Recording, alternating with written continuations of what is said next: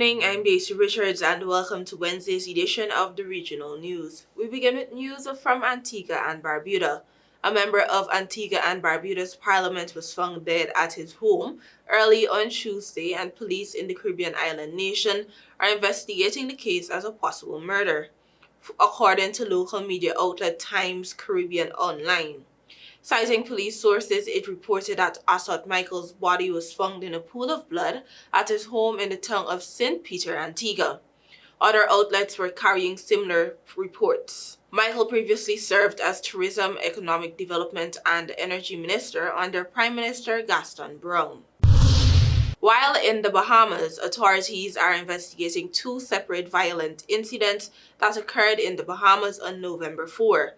Police are searching for a male suspect after a deadly altercation in the Bay and Tongue area.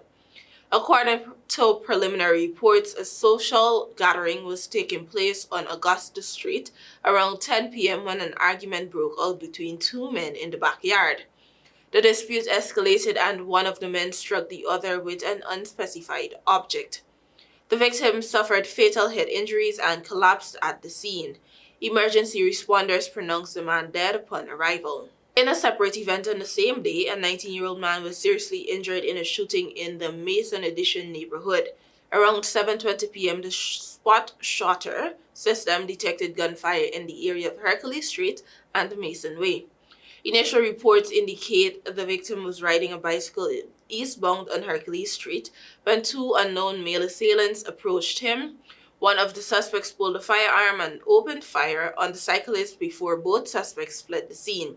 The wounded 19-year-old was transported to the hospital and is currently listed in serious condition. Police are actively investigating both cases.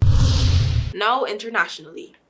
Donald Trump was elected president, capping a remarkable comeback 4 years after he was voted out of the White House and ushering in a new American leadership likely to test democratic institutions at home and relations abroad.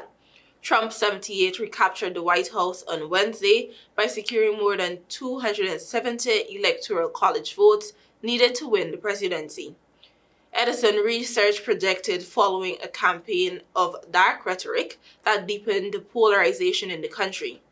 The former president's victory in the swing state of Wisconsin pushed him over the threshold. As of 5:45 a.m., Trump had won 279 electoral votes to Harris's 223, with several states yet to be counted.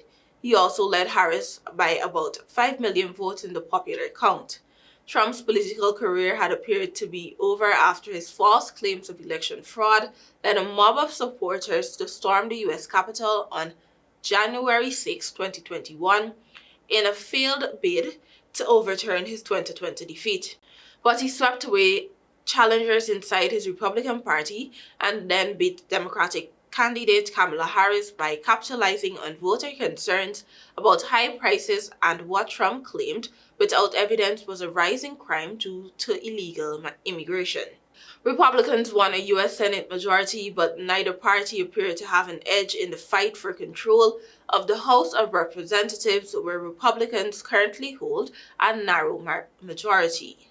Major stock markets around the world rallied following Trump's victory, and the dollar was set for its biggest one-day jump since 2020. Thank you for watching. Until next time.